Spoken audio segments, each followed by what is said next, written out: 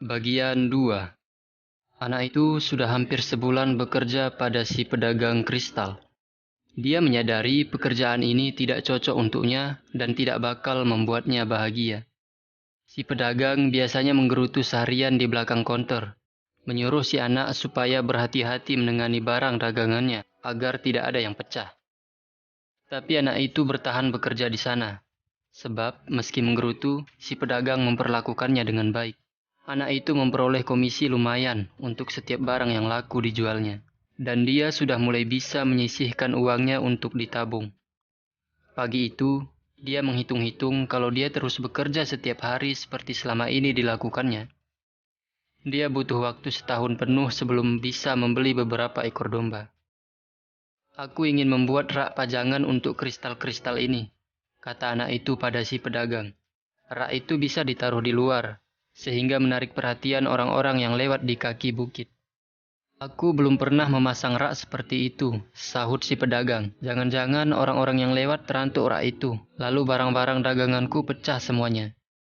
Dulu, kalau aku menggembalakan domba-dombaku di padang-padang, beberapa pasti ada yang mati kalau bertemu ular. Tapi memang begitulah kehidupan domba-domba dan gembala-gembala. Si pedagang beralih pada pembeli yang ingin membeli 3 gelas kristal.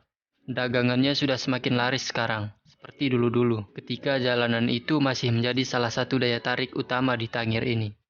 Usahaku semakin maju saja, katanya pada si anak setelah pembeli tadi pergi. Aku sudah jauh lebih sukses dan tidak lama lagi kau bisa mempunyai domba-domba lagi. Apalagi yang kurang? Sebab kita harus memberi respons pada pertanda-pertanda, sahut si anak. Hampir-hampir tanpa sadar, kemudian dia menyesali ucapannya. Sebab pedagang ini belum pernah bertemu raja tua itu. Ini namanya hukum keberuntungan. Keberuntungan pemula. Sebab kehidupan ini ingin kau bisa meraih takdirmu. Demikian raja tua itu pernah berkata. Tapi si pedagang memahami maksud si anak. Kehadiran anak itu saja di tokonya sudah merupakan pertanda. Dengan berlalunya waktu dan semakin banyaknya uang yang masuk ke laci kasnya, si pedagang tidak menyesal telah mempekerjakan anak ini. Anak itu mendapatkan bayaran lebih besar daripada sepantasnya. Si pedagang telah menawarinya komisi besar, karena mengira penjualannya tidak bakal sebagus ini. Dia juga sudah menduga anak ini tidak lama lagi bakal ingin menjadi gembala lagi. Kenapa kau ingin pergi ke piramida-piramida itu? Tanyanya untuk menghindari urusan pasang-memasang rak. Sebab aku sudah lama mendengar tentang mereka, sahut si anak. Tapi dia tidak memberitahukan mimpinya. Sekarang harta karun itu hanya menjadi kenangan pahit baginya, dan dia mencoba tidak memikirkannya lagi. Rasanya di sekitar sini tidak ada orang yang mau melintasi padang pasir, sekadar untuk melihat piramida-piramida itu, kata si pedagang. Mereka toh hanya batu-batu yang ditumpuk. Orang bisa membangunnya sendiri di pekarangan belakang. Anda tidak pernah bermimpi untuk berkelana, kata si anak. Lalu beralih untuk melayani pembeli yang baru saja masuk. 2 hari kemudian, si pedagang bicara tentang urusan memasang rak itu pada si anak. Aku tidak begitu menyukai perubahan, katanya. Kau dan aku tidak seperti Hasan, si pedagang kaya itu. Kalau dia salah dalam membeli, akibatnya tidak terlalu terasa buatnya. Tapi, kalau kita yang salah bertindak, risikonya besar sekali. Benar juga, pikir si anak, kesal. Menurutmu, mengapa kita perlu memasang rak itu? Aku ingin secepatnya menjadi gembala lagi. Kita mesti memanfaatkan keberuntungan yang sedang berpihak pada kita. Dan sedapat mungkin kita menolong keberuntungan ini bekerja. Ini namanya hukum keberuntungan, atau disebut juga keberuntungan pemula. Pedagang itu terdiam sesaat. Kemudian katanya, Nabi telah menurunkan Quran pada kami dan menyatakan 5 kewajiban yang mesti kami penuhi dalam hidup kami. Yang paling penting adalah hanya percaya pada satu Tuhan. Lain-lainnya adalah sembahyang 5 kali sehari, berpuasa selama Ramadan, dan bermurah hati pada orang-orang miskin. Lalu dia berhenti bicara. Matanya basah oleh air mata ketika dia bicara tentang sang Nabi. Dia orang yang saleh, dan meski sifatnya tidak sabaran, dia ingin menjalani hidupnya sesuai dengan hukum-hukum Islam. Apa kewajiban yang kelima? Tanya si anak. 2 hari yang lalu kau bilang, aku tidak pernah punya impian untuk berkelana, sahut si pedagang. Kewajiban yang kelima bagi setiap orang muslim adalah menunaikan ibadah haji. Kami diwajibkan mengunjungi kota suci Mekah, setidaknya 1 kali selama hidup. Mekah jauh lebih jauh daripada piramida-piramida itu.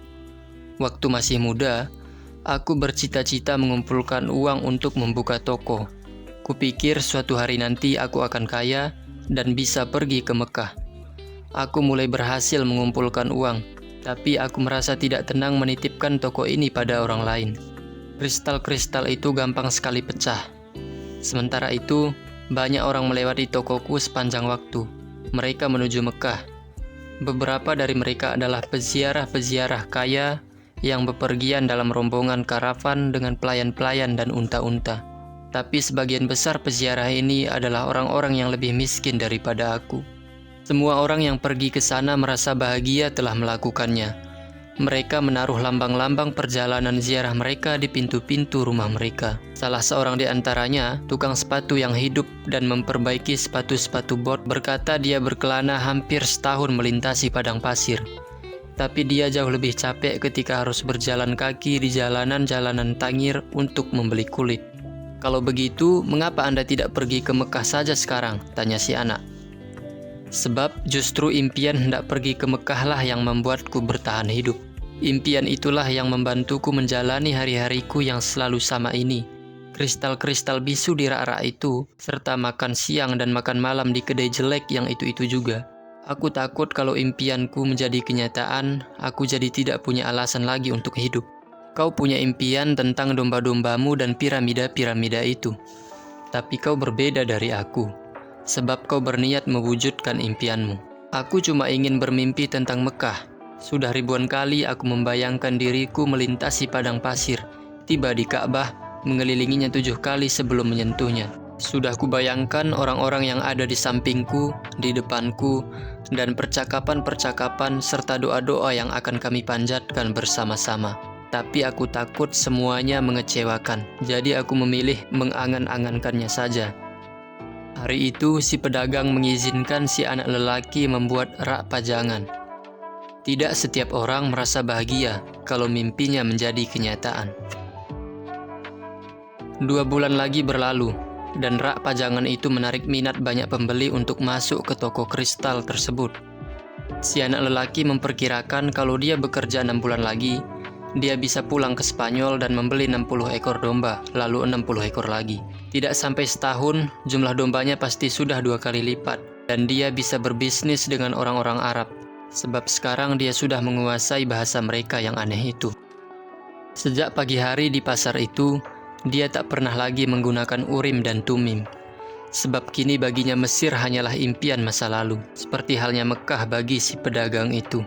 Akan tetapi anak itu sekarang bahagia dengan pekerjaannya, dan dia suka membayangkan saat dia nanti pulang ke Tarifa sebagai orang sukses.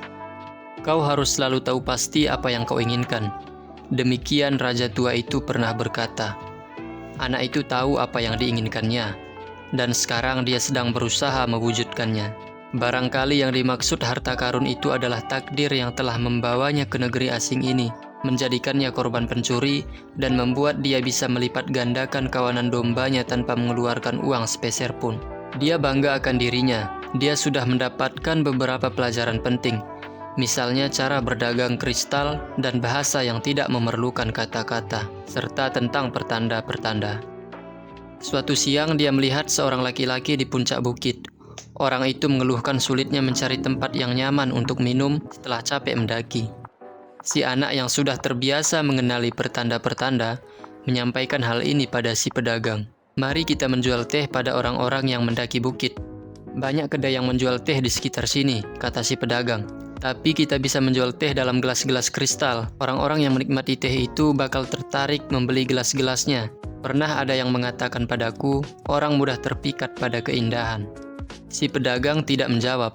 Tapi siang itu, setelah salat dan menutup tokonya, dia mengajak anak itu duduk bersamanya mengisap hookah, pipa panjang yang biasanya digunakan orang Arab. Apa sebenarnya yang kau cari? Tanya pedagang tua itu. Sudah kukatakan pada Anda, aku ingin membeli kembali domba-dombaku. Jadi aku mesti mencari uang. Si pedagang menambahkan arang lagi ke dalam pipanya dan mengisapnya dalam-dalam. Sudah 30 tahun aku memiliki toko ini. Aku bisa membedakan mana kristal yang bagus dan mana yang jelek. Aku tahu segala seluk-beluk kristal, dimensi-dimensinya dan sifat-sifatnya. Kalau kita menyajikan teh dalam gelas kristal, toko ini akan berkembang, lalu aku terpaksa mengubah cara hidupku. Nah, bukankah itu bagus? Aku sudah terbiasa dengan kehidupanku sekarang ini. Sebelum kau datang, aku suka berpikir betapa aku telah menyia-nyiakan hidupku di tempat yang itu-itu juga. Sementara teman-temanku jalan terus, ada yang akhirnya bangkrut atau jadi lebih kaya. Ini membuatku sangat tertekan. Sekarang bisa kulihat keadaanku tidak terlalu buruk. Toko ini besarnya persis seperti yang kuinginkan. Aku tidak ingin mengubah apapun, sebab aku tidak tahu bagaimana mesti mengikuti perubahan. Aku sudah terbiasa seperti ini. Si anak lelaki tidak tahu lagi mesti berkata apa. Orang tua itu melanjutkan, "Kehadiranmu benar-benar membawa berkah bagiku. Hari ini aku belajar memahami sesuatu yang dulu tidak kusadari. Setiap berkah yang tidak kita hiraukan berubah menjadi kutukan. Aku tidak menginginkan apa-apa lagi dalam hidupku. Tapi kau telah memaksaku melihat kelimpahan dan cakrawala-cakrawala yang selama ini tidak kukenal.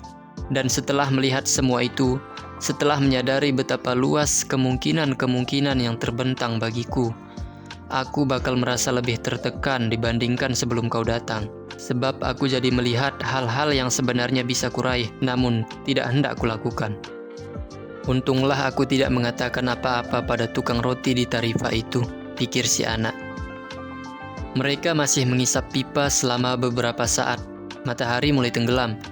Mereka bercakap-cakap dalam bahasa Arab, dan si anak lelaki merasa bangga akan hal ini.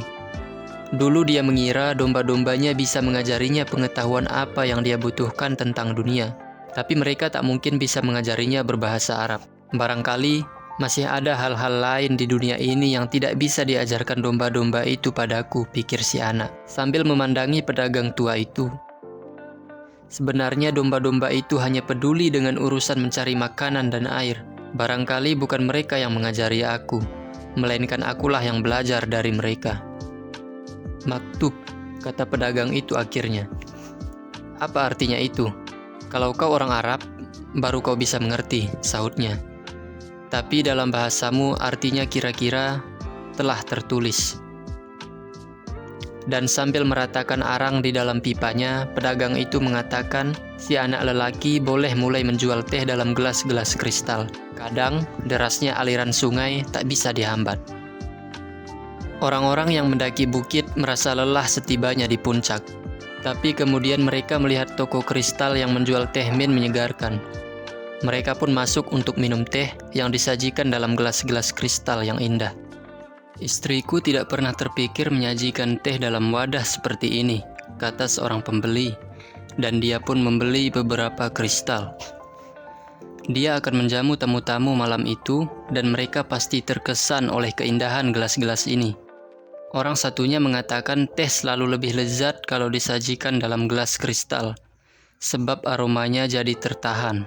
Orang lain lagi mengatakan di timur sudah menjadi tradisi untuk menyajikan teh dalam gelas-gelas kristal, sebab kristal dianggap mempunyai kekuatan magis. Dengan cepat kabar ini tersiar. Banyak orang mendaki bukit untuk melihat toko yang mempelopori cara baru dalam bidang usaha yang sebenarnya sudah sangat tua ini.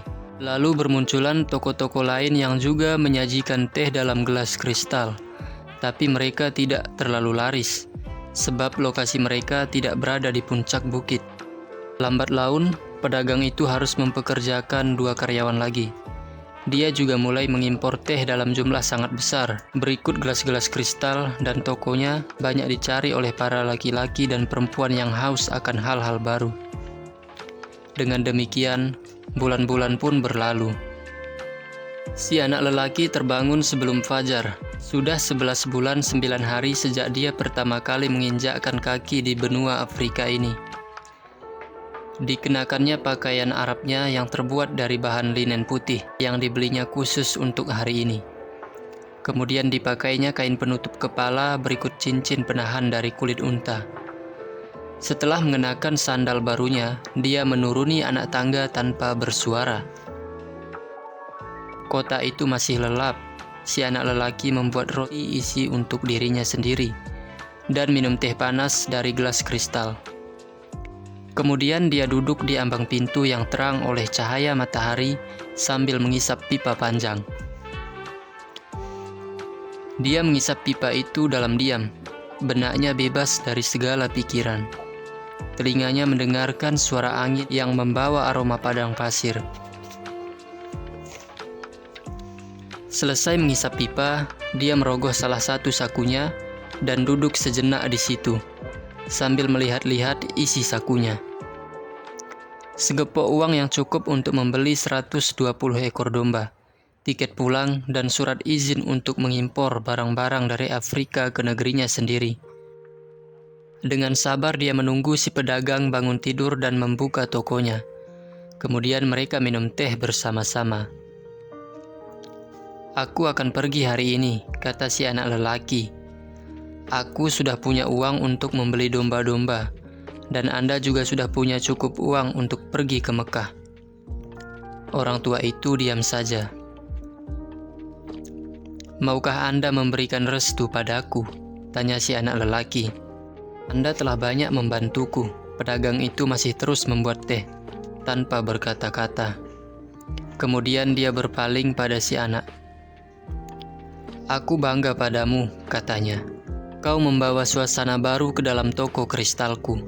Tapi kau tahu, aku tidak akan pergi ke Mekah. Seperti halnya kau tahu, kau tidak akan membeli domba-domba." "Siapa yang bilang begitu?" tanya si anak dengan terperanjat. "Maktub," sahut pedagang kristal itu, dan dia pun memberikan restunya pada anak itu. Anak itu pergi ke kamarnya dan mengemasi barang-barangnya, 3 kantong penuh. Ketika hendak berangkat, di sudut kamar dia melihat kantong gembala miliknya yang sudah tua. Kantong itu sudah digumpal-gumpal dan sudah lama dia nyaris melupakannya. Ketika dia mengeluarkan jaketnya dari kantong itu untuk diberikan pada orang di jalanan, 2 butir batu jatuh ke lantai, Urim dan Tumim. Si anak jadi teringat raja tua itu, dan dia terperanjat menyadari sudah lama sekali dia tidak ingat akan raja itu. Hampir setahun dia bekerja tanpa henti. Yang ada dalam pikirannya hanyalah mengumpulkan uang supaya dia bisa pulang ke Spanyol dengan penuh kebanggaan. "Jangan pernah berhenti bermimpi," raja tua itu pernah berkata. "Ikutilah pertanda-pertanda." Si anak lelaki memungut Urim dan Tumim, dan sekali lagi muncul perasaan aneh, seolah-olah raja tua itu ada di dekatnya. Dia sudah bekerja keras selama setahun, dan menurut pertanda-pertanda sudah waktunya dia pergi. "Aku akan kembali pada profesiku yang dulu," pikir si anak. "Meski domba-domba itu tidak bisa mengajariku berbahasa Arab, tapi domba-domba itu telah mengajarinya hal yang lebih penting, bahwa di dunia ini ada bahasa yang dipahami setiap orang. Bahasa yang dipergunakan anak itu sepanjang masa-masa dia mencoba memperbaiki keadaan di toko. Bahasa antusiasme. Bahasa orang yang berhasil dalam pekerjaannya yang dia lakukan dengan penuh cinta dan tujuan. Juga sebagai bagian dari pencarian akan sesuatu yang diyakini dan dihasratinya. Tangir bukan lagi kota asing baginya. Dia telah berhasil menaklukkan tempat ini. Dan dia juga merasa sanggup menaklukkan dunia.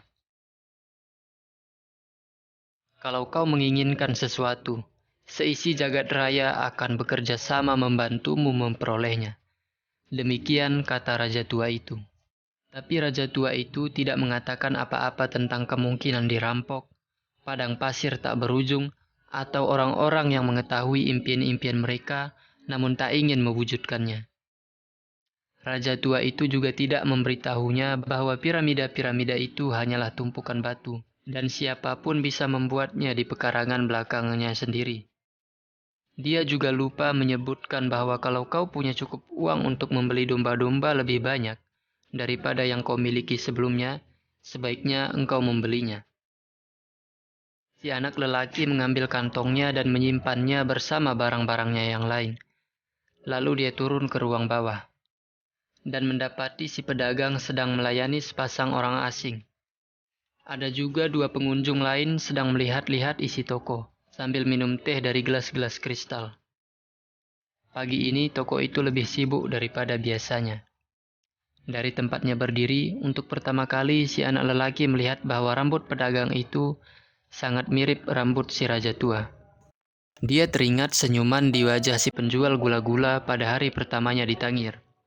Ketika dia tidak punya makanan dan tempat berteduh, senyuman itu juga mirip senyuman si raja tua. Seakan-akan raja tua itu pernah berada di sini dan meninggalkan jejaknya, pikirnya. Padahal tak satu pun orang-orang ini pernah bertemu dengannya. Akan tetapi, raja itu mengatakan dia selalu muncul untuk membantu orang-orang yang sedang berusaha mewujudkan takdir mereka. Anak itu pergi tanpa mengucapkan selamat tinggal pada si pedagang kristal. Dia tidak mau menangis di depan para pengunjung toko. Dia akan merindukan tempat ini dan segala pelajaran bagus yang diperolehnya di sini. Sekarang dia lebih percaya diri dan merasa sanggup menaklukkan dunia. Tapi aku akan kembali ke padang-padang yang kukenal, menggembalakan domba-dombaku kembali. Dia mengatakan itu pada dirinya dengan pasti. Tapi keputusan ini tidak lagi membuatnya bahagia. Selama setahun penuh dia telah bekerja keras untuk mewujudkan impiannya. Dan sekarang, menit demi menit, impian itu jadi terasa tidak terlalu penting lagi. Barangkali karena bukan ini impiannya yang sesungguhnya. Siapa tahu, mungkin lebih baik kalau dia seperti pedagang kristal itu. Tidak pernah pergi ke Mekah. Terus saja menjalani hidup dengan impiannya, pikir si anak, yang kembali mencoba meyakinkan dirinya. Akan tetapi, setelah menggenggam Urim dan Tumim di tangannya, dia serasa mendapatkan aliran kekuatan dan tekad seperti yang dimiliki raja tua itu. Secara kebetulan, atau mungkin ini juga suatu pertanda, pikir si anak. Dia tiba di kedai yang dulu dimasukinya ketika pertama kali datang ke sini. Si pencuri tidak ada di situ. Dan si pemilik kedai membawakannya secangkir teh. Aku bisa menjadi gembala lagi kapan saja, pikir si anak. Aku sudah belajar cara mengurus domba-domba, dan aku belum melupakannya. Tapi barangkali aku tidak bakal pernah mendapatkan kesempatan kedua untuk pergi ke piramida-piramida di Mesir itu. Raja tua itu mengenakan penutup dada dari emas, dan dia tahu tentang masa laluku. Dia benar-benar seorang raja yang bijaksana. Perbukitan Andalusia hanya 2 jam perjalanan jauhnya. Tetapi antara tempat ini dan piramida-piramida itu terbentang padang pasir luas. Namun si anak lelaki merasa bisa melihat situasi ini dari sudut pandang lain. Sebenarnya, dia 2 jam lebih dekat dengan harta karunnya. Fakta bahwa 2 jam itu mulur menjadi setahun penuh bukanlah masalah baginya. Aku tahu kenapa aku ingin kembali pada domba-dombaku, pikirnya. Aku bisa memahami domba-domba. Mereka tidak lagi menimbulkan masalah buatku, dan mereka bisa menjadi sahabat-sahabat baik. Sebaliknya, aku tidak tahu apakah padang pasir bisa dijadikan sahabat. Dan di padang pasirlah aku harus mencari harta karunku. Kalau aku tidak menemukannya, aku bisa pulang setiap saat. Toh aku sudah punya cukup uang dan waktu sebanyak yang kubutuhkan. Jadi kenapa tidak? Sekonyong-konyong dia merasa sangat bahagia. Dia bisa menjadi gembala lagi kapan saja. Dia bisa menjadi penjual kristal lagi kapan saja. Barangkali dunia ini masih menyimpan harta-harta karun lainnya. Tapi dia punya satu impian, dan dia telah bertemu seorang raja. Tidak semua orang mengalami hal seperti itu. Sambil meninggalkan kedai, dia mulai menyusun rencana. Dia ingat salah seorang pemasok pedagang kristal itu mengangkut kristalnya dengan karavan-karavan melintasi padang pasir. Si anak menggenggam Urim dan Tumim di tangannya. Berkat kedua batu inilah dia sekali lagi melangkah menuju harta karunnya. Aku selalu ada di dekat orang yang hendak mewujudkan takdirnya. Demikian kata raja tua itu dulu. Apa salahnya mencoba mendatangi gudang si pemasok untuk mencari tahu apakah piramida-piramida itu memang jauh? Orang Inggris itu sedang duduk di bangku, di dalam bangunan yang mengeluarkan bau binatang, keringat, dan debu. Bangunan itu sebagian berfungsi sebagai gudang, sebagian kandang ternak. Tak kukira aku bakal berakhir di tempat seperti ini, pikirnya sambil membolak-balik lembar-lembar sebuah jurnal kimia. 10 tahun belajar di universitas, akhirnya aku terdampar di kandang ternak. Tapi dia mesti jalan terus. Dia percaya pada pertanda-pertanda. Seluruh hidupnya, seluruh ilmunya ditujukan untuk menemukan satu bahasa sejati jagat raya. Pertama-tama dia mempelajari bahasa Esperanto, lalu agama-agama di dunia, dan sekarang alkimia. Dia sudah bisa berbahasa Esperanto, dia memahami semua agama besar di dunia dengan baik, tapi dia belum berhasil menjadi alkemis. Dia telah mengurai kebenaran-kebenaran di balik pertanyaan-pertanyaan penting. Namun pelajaran-pelajarannya telah membawanya ke satu titik buntu. Dia telah mencoba menjalin hubungan dengan seorang alkemis. Tapi para alkemis ini orang-orang aneh yang hanya memikirkan diri sendiri, dan mereka hampir selalu menolak membantunya. Siapa tahu, barangkali mereka gagal menemukan rahasia karya agung, batu filsuf itu. Dan karena alasan inilah mereka merahasiakan pengetahuan mereka. Sebagian besar harta warisan ayahnya sudah dia habiskan dengan sia-sia untuk mencari batu filsuf itu. Dia telah menghabiskan waktu tak terhingga di perpustakaan-perpustakaan besar di dunia, juga membeli berjilid-jilid buku paling langka dan paling penting mengenai alkimia. Dalam salah satu buku itu dia membaca bahwa bertahun-tahun silam, seorang alkemis Arab terkenal pernah berkunjung ke Eropa. Konon usianya lebih dari 200 tahun, dan orang ini menemukan batu filsuf serta ramuan kehidupan. Orang Inggris itu sangat terkesan dengan cerita ini. Semula dia menganggap ini sekadar mitos, tapi kemudian seorang temannya yang baru kembali dari ekspedisi arkeologi di padang pasir menceritakan tentang seorang Arab yang memiliki kekuatan-kekuatan luar biasa. Dia tinggal di Oasis Al-Fayum, kata temannya itu. Kata orang-orang umurnya 200 tahun, dan dia bisa mengubah logam apapun menjadi emas. Si orang Inggris sangat bersukacita mendengarnya. Dia membatalkan semua rencananya dan mengumpulkan buku-bukunya yang paling penting. Sekarang, disinilah dia, duduk di gudang bau dan berdebu. Di luar sana, sebuah karavan besar sedang disiapkan untuk melintasi gurun Sahara, dan rute perjalanannya melewati Al-Fayum. Akan kutemukan alkemis sialan itu, pikir si orang Inggris. Setelah itu dia jadi lebih bisa menahankan bau binatang-binatang di kandang ini. Seorang pemuda Arab yang membawa banyak barang masuk ke bangunan itu dan menyapa si orang Inggris. "Anda mau kemana?" tanya pemuda Arab itu. "Aku akan ke padang pasir," sahut orang Inggris itu, lalu meneruskan membaca. Saat ini dia tidak berminat bercakap-cakap, dia perlu mengingat-ingat segala yang telah dipelajarinya bertahun-tahun ini, sebab alkemis itu pasti akan mengujinya. Pemuda Arab itu mengeluarkan sebuah buku dan mulai membaca. Buku itu ditulis dalam bahasa Spanyol. Baguslah, pikir si orang Inggris. Dia lebih lancar berbahasa Spanyol daripada bahasa Arab. Dan kalau pemuda ini juga akan pergi ke Al-Fayum, berarti dia akan punya teman mengobrol kalau sedang tidak ada keperluan-keperluan lain yang lebih penting.